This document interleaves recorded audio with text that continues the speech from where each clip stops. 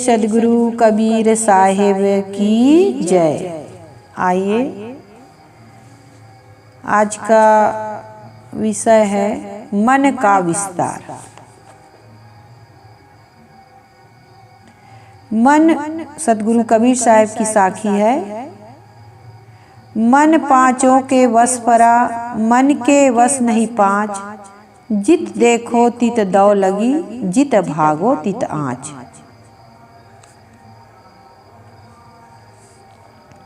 साहिब कहते हैं मन पांचों के वश परा, मन के वश नहीं पांच। आँख, नाक, कान, जीभ और चाम, ये 5 ज्ञान इंद्रियां हैं और इनको बाह्य करण कहा जाता है। करण का अर्थ है जानने का साधन। शब्द, स्पर्श, रूप, रस और गंध,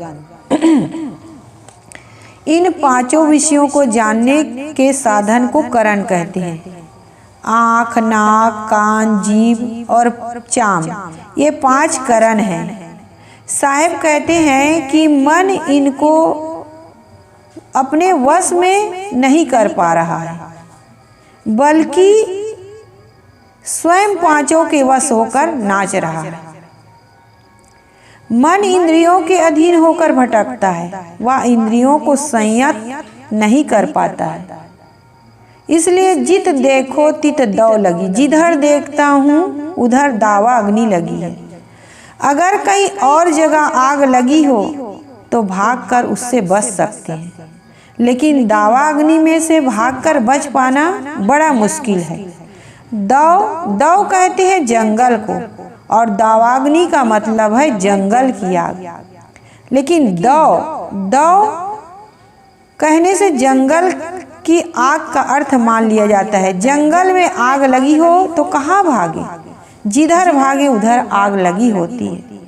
जित भागो तित आँच, साहेब कहते हैं कि जहाँ भाग कर जाता हूँ वही आँच लगती है। एक मन और इंद्रियां अपने वश में ना होने से जीवन में पीड़ा ही पीड़ा है। अभाव में कम ही लोग दुखी हैं, लेकिन स्वभाव से करीब सब लोग दुखी हैं। लोग अपने अपने स्वभाव को सुधार नहीं रहे, अपने को संभाल नहीं रहे हैं, इसलिए आज दुखी है। आज के ज़माने में ऐसे लोग हो सकते हैं, ऐसे भी लोग हो सकते हैं जिनको भोजन और कपड़े ठीक से नहीं मिलते होंगे और ठीक से रहने की जगह नहीं मिलती होगी, लेकिन आज सरकार बहुत सुविधाएं दे रही है। ऐसा नहीं लगता कि कोई भूखे पेट सोता हो, लेकिन अगर कोई भूखे पेट सोता ही होगा जिसको कपड़े नहीं मिलते होंगे, उसका कारण उनका स्वभाव है, क्योंकि गलत चीज़ों में, गलत खान पान में वो लगे हुए हैं, इसलिए उनको नहीं मिल रहा है।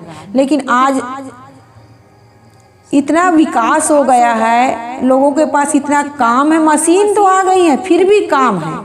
और अगर आदमी ईमानदारी से मेहनत करना चाहे तो वह एकदम अच्छा जीवन जी सकता है, वह अपनी व्यवस्था पूरी कर सकता है और शांतिमय जीवन जी सकता है।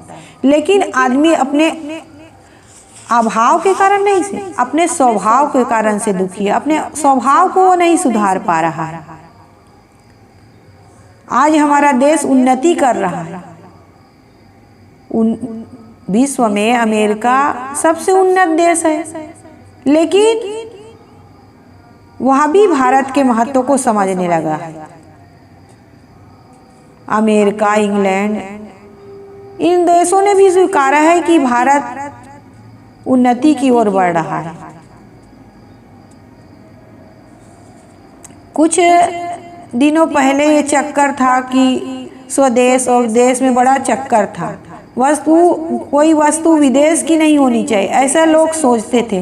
लेकिन आज करीब करीब पूरी दुनिया में यह बात मिट गई है। सारा संसार एक बाजार हो गया है, बाहर से माल आता है और यहाँ से भी माल बाहर जाता है।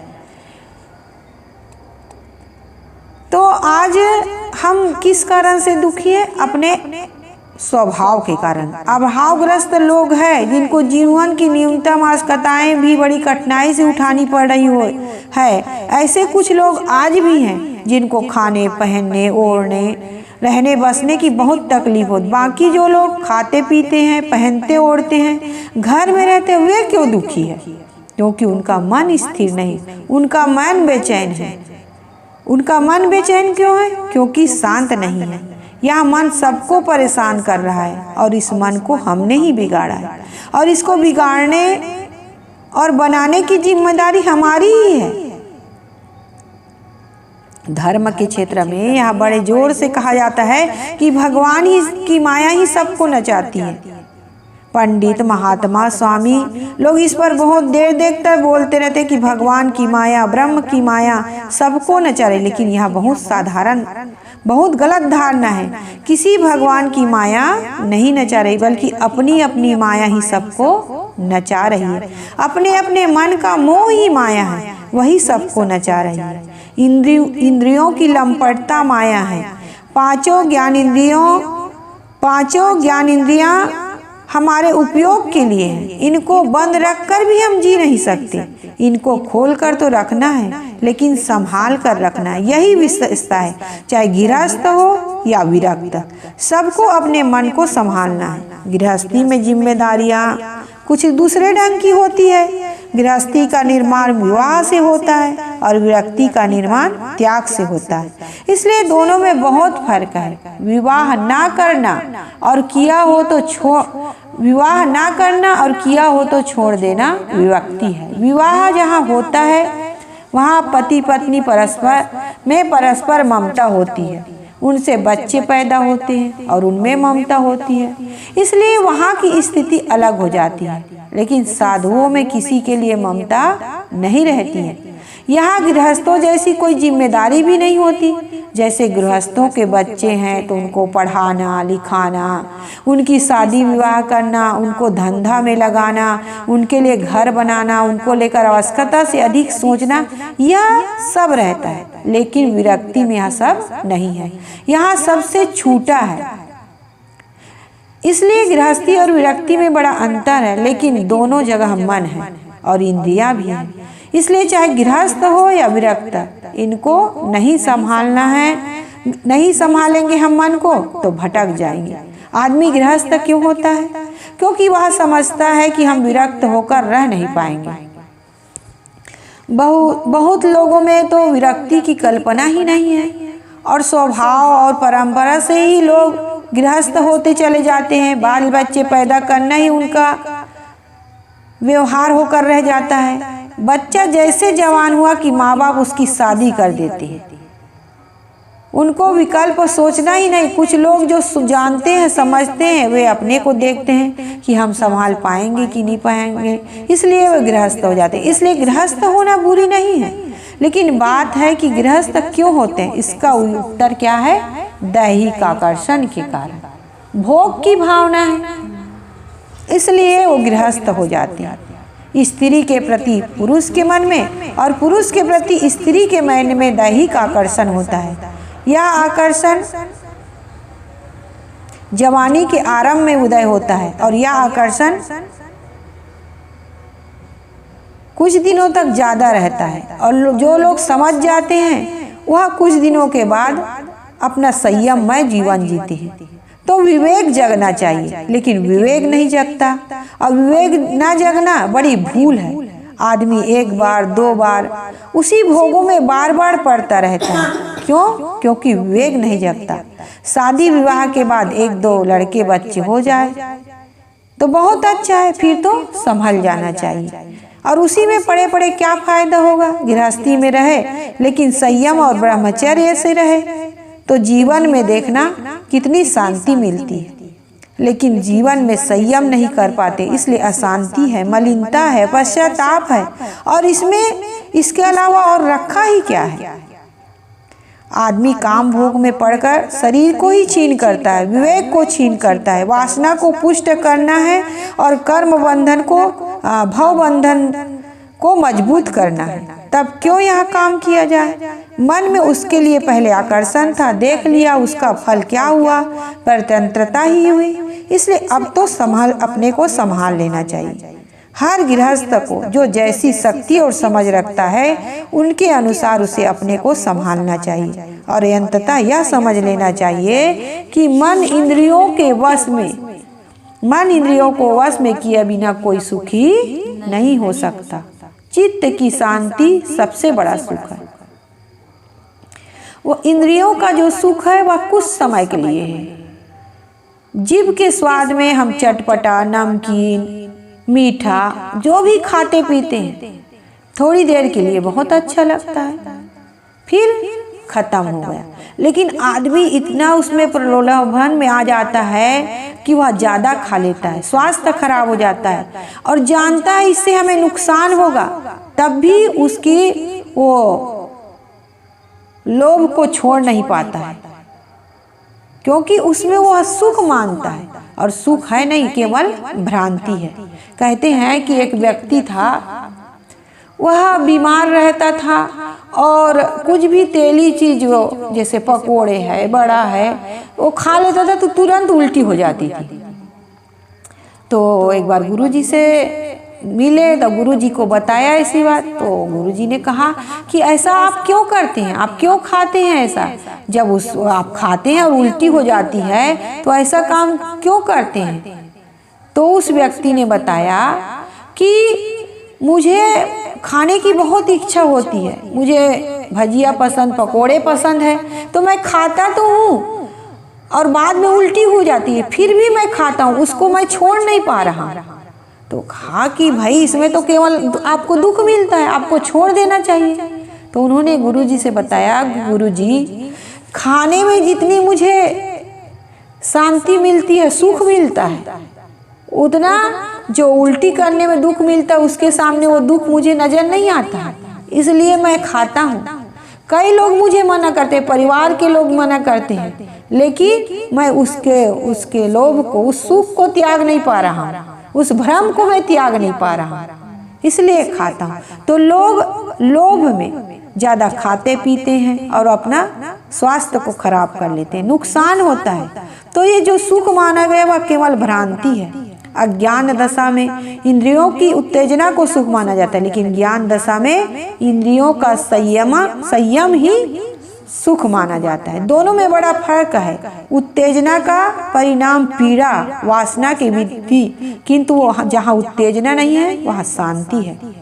जब किसी में मन लगाया ही नहीं जाता तो भटकने का चांस ही नहीं है। मन को अगर विविध विषयों में लगाएंगे तो चित्त भटकेगा ही और पीड़ा होगी ही। चित्त के उद्विग्न होने में खास कारण है विषयों में लगाव, लेकिन विषयों से हटकर व्यवस्था को लेकर भी चित्त उद्विग्न होता है। लोग सोचने लगते हैं कि बच्चों का क्या होगा, परिवार का क्या होगा, हमारे शरीर का क्या होगा, यह चिंता होती रहे, जिससे मन अशांत हो जाता है। एक बार गुरुदेव जी कलकत्ता में थे, तो एक व्यक्ति गुरुदेव जी से मिलने आए और गुरुदेव जी के भक्त थे और समझदार थे, उनकी पत्नी और बच्चे भी हैं। उनसे पूछा गया कि आपको कुछ चिंता फिक्र रहती है, तो उसने कहा कि हाँ साहब, बहुत समय समय से चिंताएं बहुत होती है, और उस समय उसकी उम्र 50 वर्ष की थी।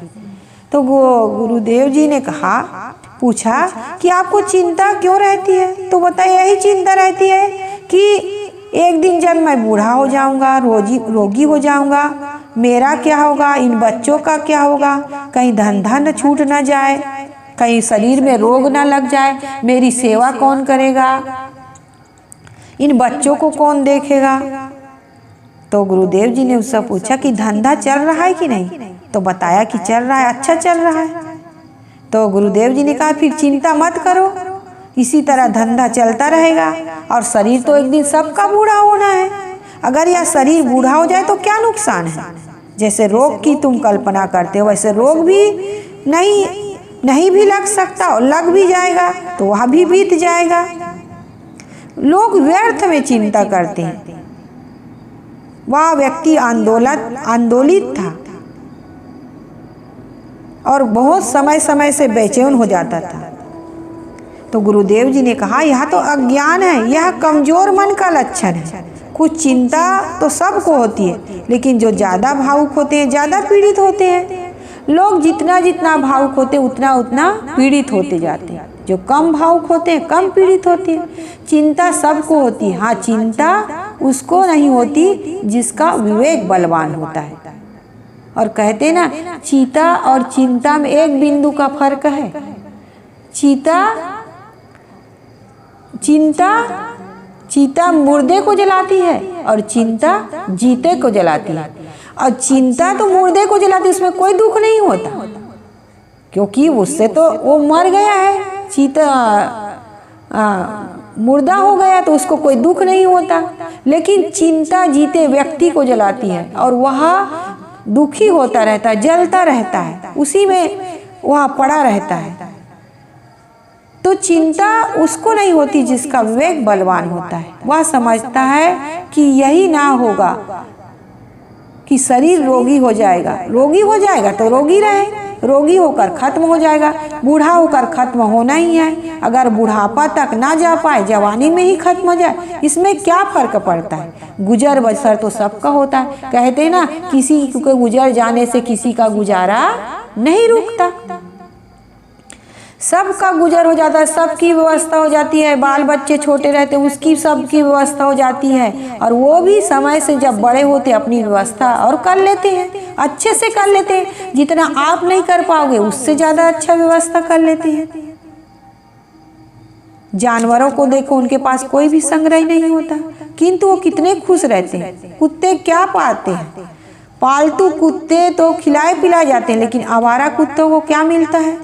उनको तो कहीं कुछ मिल गया तो मिल गया, जबकि उनको देखो तो सड़कों में आंख मूंदे सोते रहते हैं और मस्त रहते हैं। ऐसे ही अनेक पक्षी हैं, अनेक जानवर हैं, उन सबको देखो कितने प्रसन्न होते हैं। लेकिन आदमी को देखो हर समय दुख का ही अनुभव करते रहते हैं। तो इसके दुख का खास कारण क्या है, अविवेक। इसके अतिरिक्त आदमी दुखों के कारणों में अलग से 5 विषयों की उलझन है और व्यवस्था संबंधी उद्वेग है। आदमी ऐसी बातों को सोचता है जो उसके वश के बाहर है। शरीर अगर रहेगा तो उसका बूढ़ा होना स्वाभाविक है। एक तरफ यह भी चाहते हैं कि हम ज़्यादा दिन जिए, और कोई 90 वर्ष का है तो वह चाहेगा कि 10 वर्ष और जिए, और बूढ़ा भी ना हो, रोगी भी ना हो। तो यह सब कैसे संभव। अगर बुढ़ापा आएगा तो शरीर शिथिल होगा ही, शरीर रोगी भी हो सकता है। यह सब कैसी है, एक मृग तृष्णा जैसी है कि हमारा शरीर भी, हम जिए भी अधिक साल और बूढ़ा भी ना हो, रोगी भी ना हो, तो ये संभव नहीं है। शरीर का परिवर्तन अवश्यम भावी है। सब कुछ परिवर्तन निश्चित है। हम जो सुख का आधार मानते वह ऐसा रहेगा नहीं। मन चाहता है जो जैसा बन गया है वह उससे पीछे ना होने आ पाए, बल्कि आगे ही आगे बढ़े। लेकिन जो बना हुआ है वह बिगड़ता है। संगठन का विघटन होता है, सुंदर स्वरूप विकृत हो जाता है। इसको कोई रोक नहीं पाता, क्योंकि प्रकृति का नियम है परिवर्तनशील। ये शरीर क्षणभंगुर है, परिवर्तनशील है। जो आज जन्म लिया है एक दिन मर जाएगा। जो उगे सो आठवे, फूले सो कुमला, जो चुने सो नहीं पड़े, जन्मे सो मर जाए। लेकिन आदमी इसी मृग तृष्णा में फंसा रहता है, इसी विषयों के आकर्षण में फंसा रहता है, उसी को वो शाश्वत सुख मानता है, उसे छोड़ने का नाम नहीं लेता। लेकिन जिनको महलों में पहरेदार खड़े रहते तो उन्हें भी काल उठा कर ले गया। तो हम साधारण लोगों की क्या गिनती। और जिसे हम सुख मान रहे हैं वहीं से एक दिन दुख मिलेगा। तो इस शरीर का परिवर्तन होना ही है, सब कुछ परिवर्तन निश्चित है। सब संगठन का विघटन होता है, सुंदर स्वरूप विकृत हो जाता है, इसको कोई रोक नहीं पाता। इसलिए व्यवस्था संबंधी चिंता भी अविवेक का ही फल है। व्यवस्था करना चाहिए, चिंता नहीं। अपनी विवेक शक्ति को जगाना और मजबूत करना चाहिए। विवेक शक्ति क्यों मजबूत नहीं हो पाती है? क्योंकि उस पर अभ्यास नहीं किया जाता। साधना स्वाध्याय जितना करना चाहिए, अकेले में बैठकर जितना चिंतन और ध्यान करना चाहिए उतना नहीं किया जाता। कभी कभार पढ़ लिए, कभी कभार साधुओं के पास आ गए तो अच्छा है, क्योंकि इससे अच्छे संस्कार जगेंगे। लेकिन ज़्यादा कमाई करने से सफलता होती है, जो करेगा वह सफल होगा। जो करने वाले हैं वे करते हैं। गृहस्थों में भी कुछ लोग हैं जो बहुत लगनशील हैं और उनकी आध्यात्मिक उन्नति होती। साधुओं में भी ऐसे लोग हैं जो उन्नति करते हैं, और कितने ऐसे लोग जो लापरवाह है, उसमें सद्गुण है, कोई दुर्गुण नहीं है, तो उसी में वे विश्राम मान लिए। साधु मार्ग में आ गए तो चोरी, हत्या, व्यभिचार की कोई बात नहीं, झूठ बोलने की कोई जरूरत नहीं है, अभक्ष्य भोजन करने की कोई बात नहीं है, सदाचार है और साधु संगति में निवास है। लेकिन इतने में विश्राम मान लेते हैं और अंदर जो अध्यास है, जो जड़ संस्कार है, उनको काटने का प्रयास नहीं किया जाता। कल्याण के लिए वेदना नहीं होती है। थोड़े में जो विश्राम मान लिया जाता है वह कल्याण के लिए बहुत बड़ी बाधा है। जैसे हमें यहाँ से भोपाल जाना है, दिल्ली जाना, जहाँ भी जाना चाहते हो वहाँ जाना है तो हमें क्या करना पड़ेगा? चलना पड़ेगा। हम बीच में रुक गए और चले ही ना तो हम वहाँ पहुँचेंगे नहीं। इसी प्रकार अपने लक्ष्य तक पहुँचने के लिए बीच में विश्राम नहीं होना चाहिए। कितने साधु भी ऐसे जो मान लेते हैं कि साधु हो गए, काम पूरा हो गया। ज़्यादातर साधु तो यही मान लेते हैं कि हम तो अब पूजाने के लिए, अब हमारी पूजा होनी चाहिए, प्रतिष्ठा होनी चाहिए, क्योंकि हम महात्मा हैं। साधु मार्ग का फल शांति है, पूजित होना नहीं। साधु में अगर पूजने की और प्रतिष्ठित होने की भाव आ जाए तो फिर उल्टा हो गया। अगर कहीं उनका सत्कार नहीं होता या कम होता है और इससे उनको क्लेश होता है, फिर वे उल्टी दिशा में चले गए। उनको यह ध्यान ही नहीं रहा कि हम त्याग मार्ग में किस लिए आए। साधु को अपने को पूजा प्रतिष्ठा से बचाने की चेष्टा करनी चाहिए।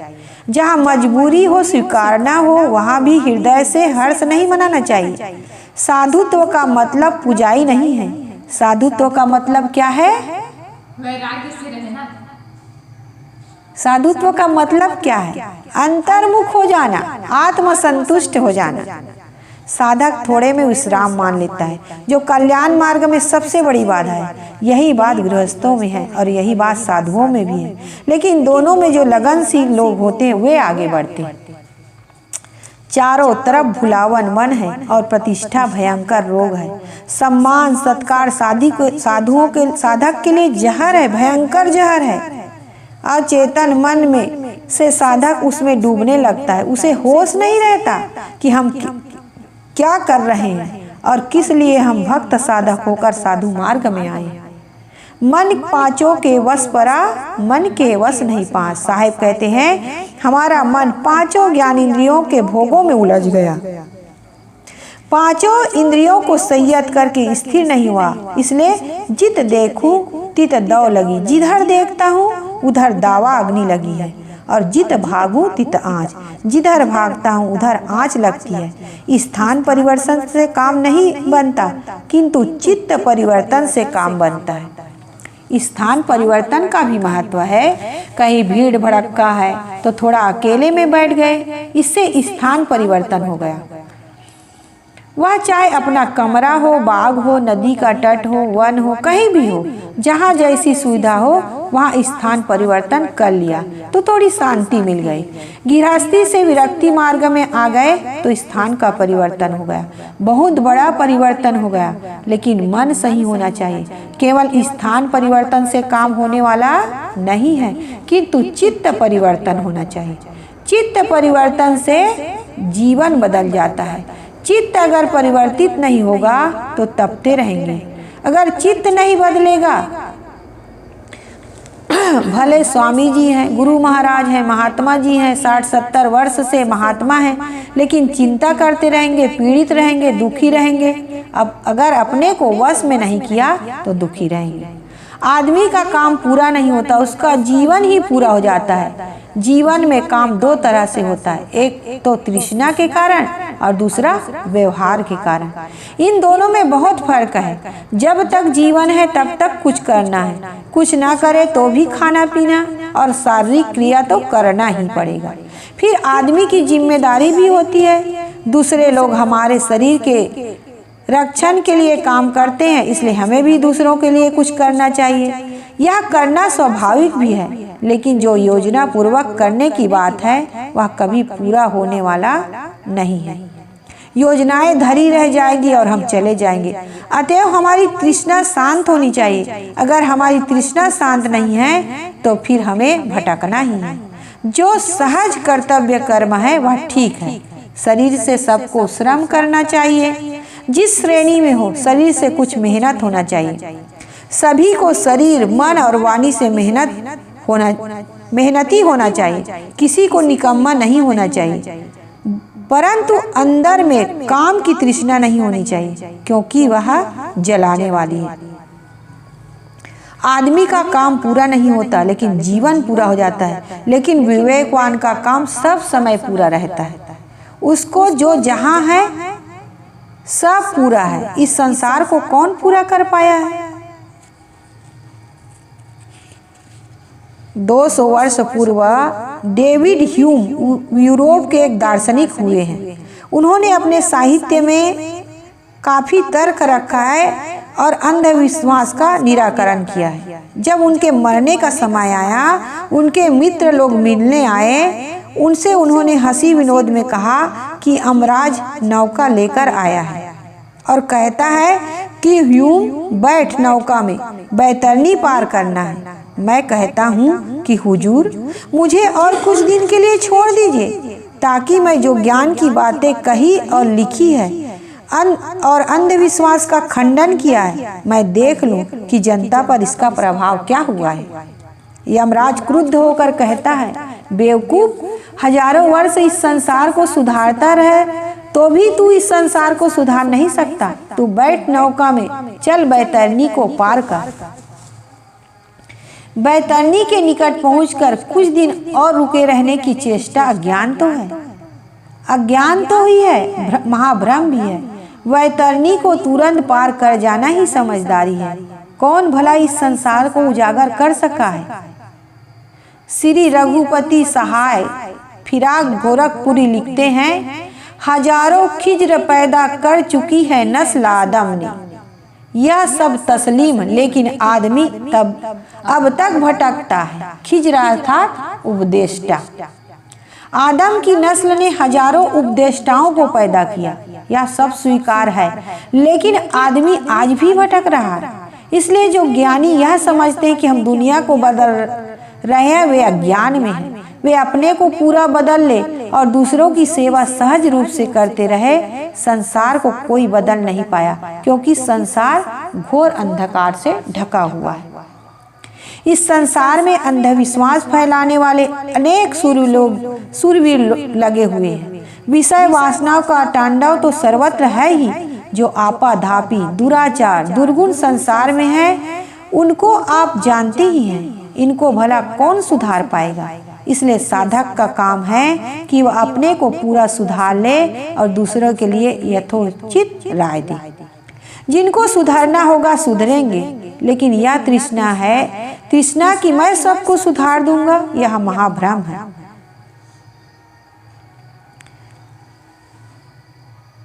तो दुनिया को कोई सुधार नहीं पाया है, इसलिए इस भ्रम में मत जियो कि मैं दुनिया को सुधार दूंगा, यह महाभ्रम है। मन के शीतल हो जाने के समान दुनिया में कोई उपलब्धि नहीं है। मन में कोई खिंचाव, कोई तनाव, कोई उद्वेग, कोई अशांति नहीं है। मन में कुछ खटपट नहीं है, यह सबसे बड़ी उपलब्धि है। और यह तभी होगा जब मन वश में हो और पांचों ज्ञान इंद्रियां वश में हो। साहेब कहते हैं मन पांचों के वश परा, मन के वश नहीं पांच। इसलिए जित देखूं तित दौ लगी, जहाँ देखता हूँ वहाँ आग लगी है। जित भागो तित आँच, जिधर जाता हूँ उधर आँच लगती है। कहीं भी जाओ तो मन बेचैन रहता है। मन जब संतुष्ट नहीं, स्थिर नहीं, शांत नहीं, तब कहीं चले जाओ तकलीफ रहेगी। है आबो हवा ठंडी काश्मीर नहीं साहेब, ठंडा हो कलेजा जहाँ काश्मीर उसे कहते हैं। कलेजा ठंडा हो, मन ठंडा हो, तब ठंडा है, और वह त्याग के बिना संभव नहीं है। लोग इसका भी 60 रास्ता चाहते हैं, और वैसे गुरु भी होते हैं जो देते हैं। 60 के रूप में गुरुओं ने इतने मंत्र बना रखे हैं कि हद है। कोई व्यभिचार किया तो गुरु लोग बनाए हैं, इस मंत्र से वह कट सकता है। चोरी किया तो इस मंत्र से, अगर उसने हत्या की तो इस मंत्र से पाप कट जाएगा। सारे पापों को काटने के लिए बड़े सरल नुस्खे गुरुओं ने बताए, लेकिन ये सब भटकाने वाले हैं। पाप काटने का तरीका क्या है जानते हो? पाप काटने का तरीका, पाप काटने का तरीका है पाप का रास्ता छोड़ देना। पाप ही ना करो, लेकिन लोग पाप का रास्ता नहीं छोड़ते, अपितु पाप करने में ही डटे रहते हैं। तब उनका मन शीतल कैसे हो? इसलिए हमें और आपको चाहिए कि अपने मन इंद्रियों को अपने वश में करें, इनका संयत ढंग से उपयोग करें। जिस श्रेणी में हो शरीर से श्रम करें और मन को तृष्णा रहित बनाए। इसी से हमारे जीवन में शीतलता आएगी। बोलिए सद्गुरुदेव की जय।